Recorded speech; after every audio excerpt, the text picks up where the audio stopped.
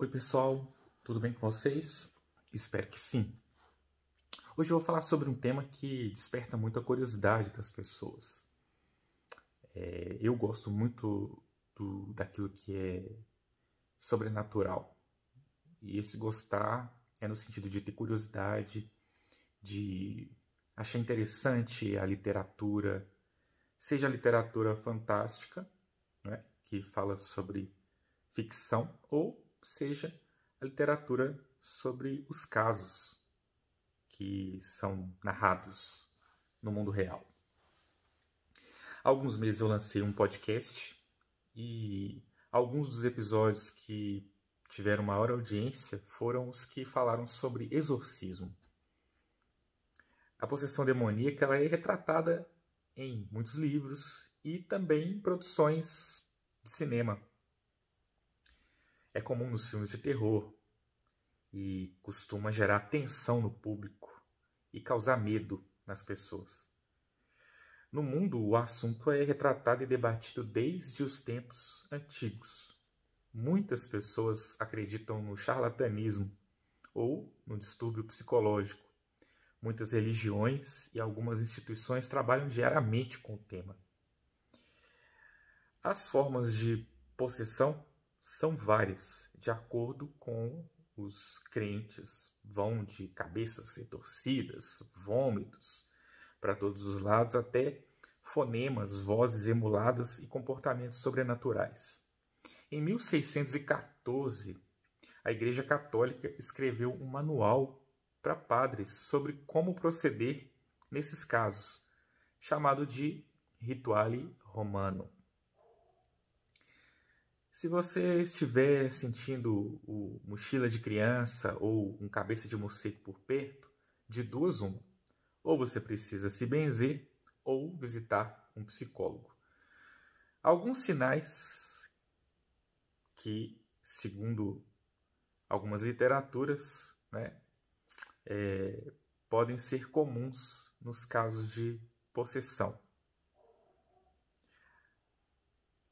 A maioria dessas dicas foi entregue pela Fundação do Estudo do Fenômeno Paranormal dos Estados Unidos. Vamos lá. Mudanças bruscas de personalidade e comportamento. Atitude mais agressiva, sem qualquer razão e violência com animais. Falar mais palavrões do que é comum para a pessoa. Aversão a objetos religiosos. Automutilação e higiene pessoal inexistente. Perdas de memória. A pessoa está falando uma língua ou várias que ela não teria como aprender tão rápido. Mudanças nos olhos e íris, cores e formas. Mudanças no tom de voz, indo até o gutural. Múltiplas vozes e a capacidade de entender o pensamento de outras pessoas. A telecinésia pode acontecer. Ataques sexuais a pessoas próximas. Mudanças de temperatura. Problemas elétricos causados pela presença da pessoa e vidros estourando. Animais assustados com a presença da pessoa. Ataques emocionais. Bom, primeira coisa que tem que ficar muito clara é que para se determinar que uma pessoa esteja de fato possuída, não é simplesmente pela nossa avaliação simples e pura, ou por um ou mais dessas dicas. A gente precisa ter critérios um pouco mais sérios. O Vaticano tem coisas que vão nos trazer como referência para isso. Existem cursos que são feitos por alguns padres. E aí esses padres aprendem a identificar essas situações.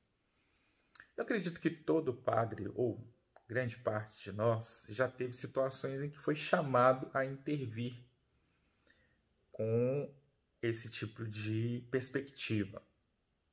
Eu tenho alguns casos que eu posso contar para vocês. Uma certa vez, eu fui chamado para uma casa porque as torneiras, a parte hidráulica da casa, né, a parte da água da casa, segundo os moradores, estavam abrindo sozinhas.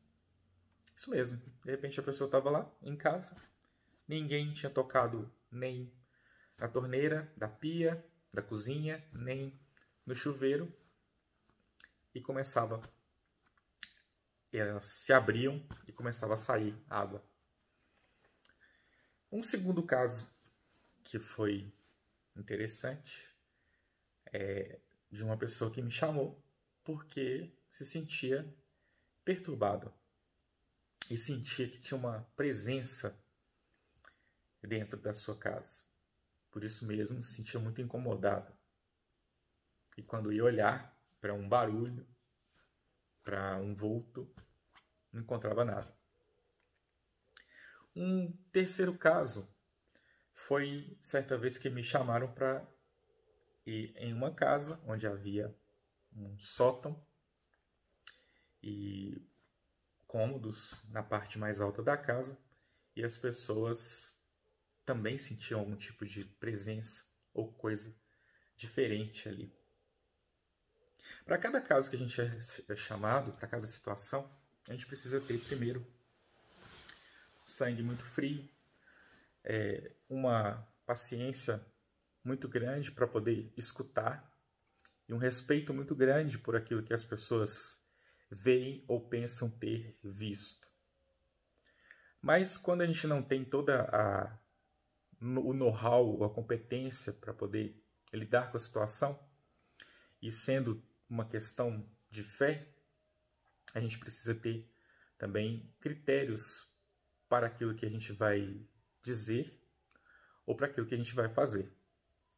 No nosso caso, o nosso papel é rezar, escutar as pessoas e pedir a Deus que, se ali, naquele lugar, naquele momento, naquela casa, tiver alguma coisa realmente de ruim, de negativo, algum mal habitando ali, que essa coisa possa se retirar.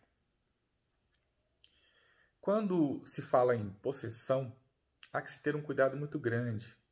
Existem histórias, né? Histórias muito terríveis até, em que a religião foi muito mal utilizada e fez muito mal para as pessoas, levando inclusive pessoas à morte. Lá no meu podcast eu conto algumas dessas histórias, entre elas o verdadeiro caso da Emily Rose, né, em que coisas terríveis aconteceram até em nome da fé. É muito importante também contextualizar que quando existe esses casos, a primeira precaução é realmente detectar o ponto de vista psicológico, saber exatamente o que está acontecendo na vida daquela pessoa e não julgar simplesmente pelo lado da fé, porque é preciso primeiro que haja, né, um diagnóstico daquilo que está acontecendo. E você, nós não temos a total capacidade para avaliar isso. Um médico não tem capacidade para dizer que uma pessoa está possuída, né? E é preciso ter um grupo de pessoas analisando friamente, com muita tranquilidade, aquela determinada situação. Então, apesar do mistério, apesar, né, dos nossos sentimentos, apesar até mesmo daquilo que a gente possa ver, é necessário que a gente tenha muita precaução para lidar com esses casos, né? Aí vocês vão perguntar assim, e o que você fez com esses 3 casos que você acabou de contar? Exatamente o que eu acabei de dizer para vocês. Primeiro, não desacreditei de nada do que as pessoas me falaram e procurei, respeitando a fé de cada um, rezar E eu acredito que fiz um bom papel em todos os casos. Aquilo que me cabia fazer, aquilo que eu era capaz de fazer, para rezando, pedindo a Deus, fazer com que aquelas coisas ruins e até mesmo aqueles sentimentos ruins que aquelas pessoas estavam pudessem se afastar naquele momento. Em um dos casos especificamente, eu também senti algo muito estranho acontecendo.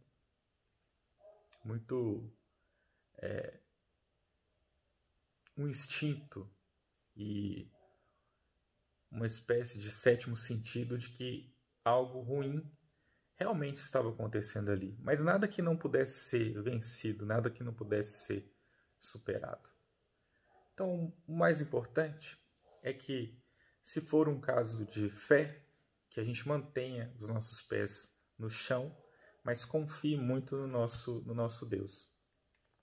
Se for um caso de fatores externos ou fatores psicológicos, que se dê crédito e que se dê tempo para que aqueles profissionais daquelas determinadas áreas possam avaliar e cuidar das pessoas.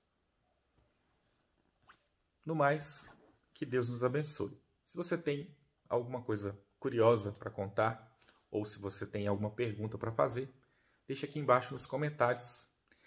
Se você gostou desse vídeo, deixe o seu gostei, compartilhe com seus amigos, nos ajude aí no engajamento. Um grande abraço e até a próxima.